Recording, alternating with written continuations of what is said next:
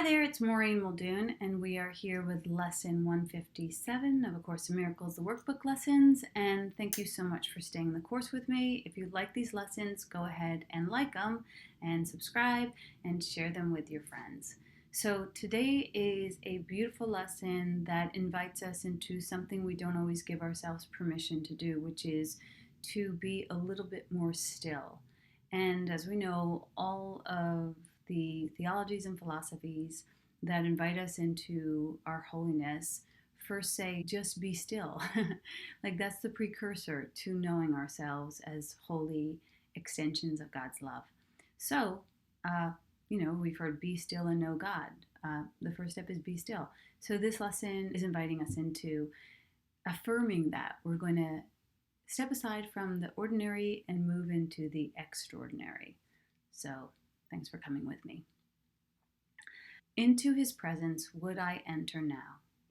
This is a day of silence and of trust. It's a special time of promise in your calendar of days. It's a time heaven has set apart to shine upon and cast a timeless light upon this day when echoes of eternity are heard. This day is holy, for it ushers in a new experience, a different kind of feeling and awareness. You have spent long days and nights in celebrating death. Today you learn to feel the joy of celebrating life. That sounds like a good invitation. I want to go to that party. Number 2, this is another crucial turning point in the curriculum. We add a new dimension now, a fresh experience that sheds a light on all that we have learned already and prepares us for what we have yet to learn. It brings us to the door where learning ceases and we catch a glimpse of what lies past the highest reaches it can possibly attain. It leaves us here an instant and we go beyond it, sure of our direction and our only goal. So it's saying like we are stepping aside from all the decision making, from all of the definitions, from all of the ideas that we've held about ourselves or others, and we're letting all of that go, and we're moving into what Rumi spoke of, that field beyond all right and wrong, where there's just peace, where there's just the fluid nature of God's love. If you're a little trepidatious about doing this, yeah, I get it. The ego's got a strong hold on us. It's like, you don't want to go there. You got no business there.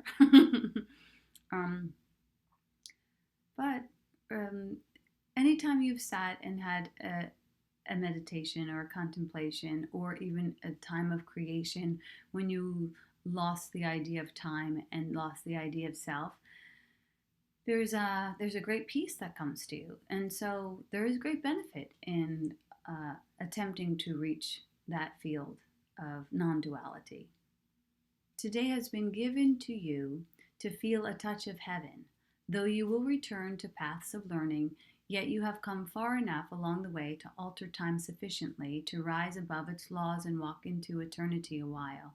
This you will learn to do increasingly as every lesson, faithfully rehearsed, brings you more swiftly to this holy place and leaves you for a moment to yourself.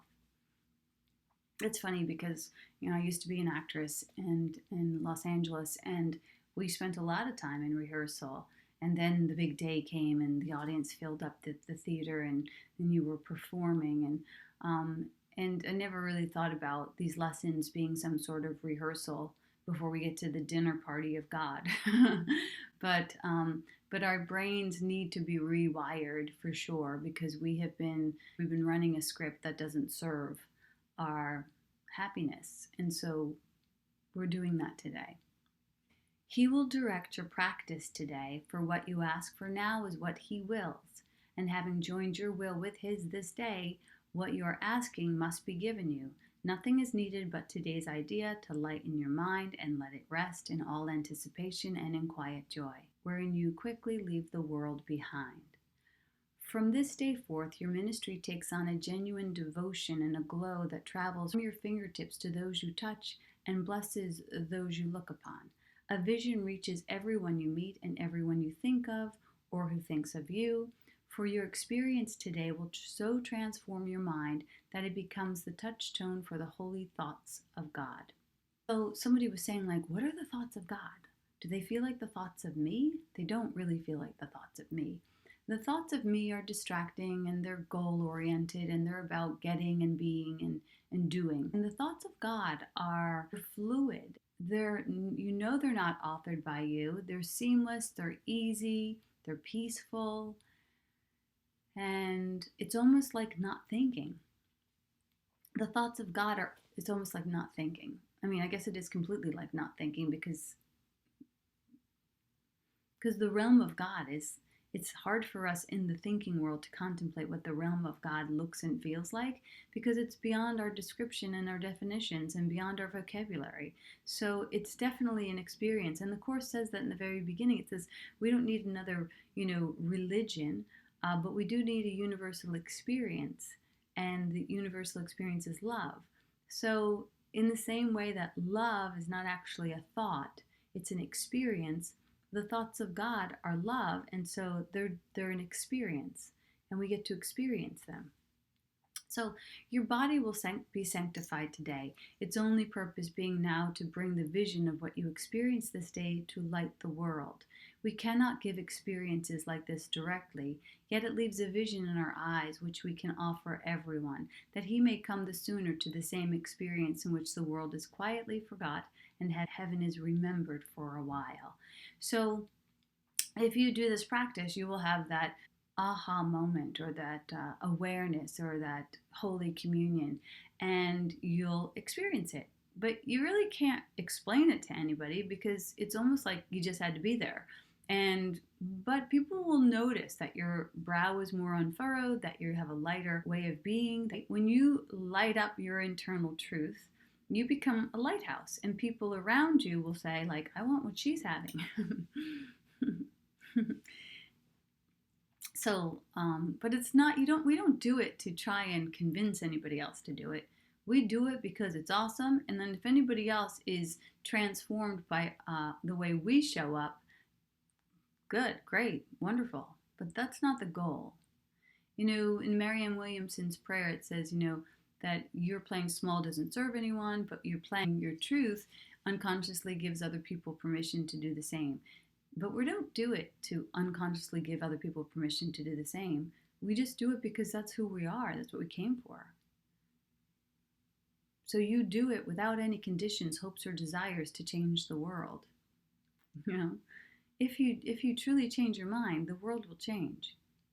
So it goes on to say, as this experience increases and all goals but this become of little worth, the world to which you will return becomes a little closer to the end of time, a little more like heaven in its ways, a little nearer to its deliverance, and you who bring it to light will come to see the light more sure, the vision more distinct. The time will come when you will not return in the same form in which you now appear, for you will have no need of it. Yet now it has a purpose, and it will serve it well. Today we will embark upon a course you have not dreamed of, but the Holy One, the giver of the happy dreams of life, translator of perception into truth, the holy guide to heaven given you, has dreamed for you this journey, which you make and start today, with the experience this day holds out to you to be your own. Into Christ's presence will we enter now, serenely unaware of everything except his shining face and perfect love. The vision of his face will stay within you. The vision of his face will stay with you. But there will be an instant which transcends all vision, even this, the holiest. This you will never teach, for you attained it not through learning. Yet the vision speaks of your remembrance of what you knew that instant and will surely know again. So it's saying like this is where it gets down to like, I can bring you to water, but it can't make you drink. Like you gotta go in and be still and get to that limitless well of God, and do that through meditation and contemplation and stillness. And when you get to that place, remembering like into his presence I enter now, we're entering a holy covenant with our divine. And the more we go to it, the less our human goals will mean anything. Now, will that mean that we'll suddenly just become like couch potatoes, just thumbing through Bibles? No, your life will become even more purposeful. You perhaps might even get more things. At least this is my experience. Like, as I continue to turn my life over to God, like, it appears that I've written a couple books, that I'm doing a one-person show, that I'm running a spiritual community, that I'm doing these lessons, that I'm, the list, have a mother of 4, the list goes on and on. But like, I don't feel stressed out at all. And I'm not in control of any of it. And I'm not even author of any of it. I'm just playing my part. So, and I'm playing my part. Like, I feel happy about playing. I feel really happy about playing. Actually, I love playing my part. Like, I wake up every morning. I'm like, this is cool. I know this is a temporary gig, but while I'm here, I'm like, this is cool. I'm happy to be me. I'm happy to play my part. And that's not a bad way to wake up. I mean, for all the days that I didn't wake up that way, for all the days that I woke up hungover and agitated, I can see that making the choice to practice these principles really allows me to have so much more than I could ever even dream of, and to have the things that I didn't even know to value. So this is the good news, So I hope that you consider taking the time to practice today, and reading through the lesson again, and contemplating the idea of entering into the presence of your divine, and thus retrieving and remembering your own divinity. So I love you, and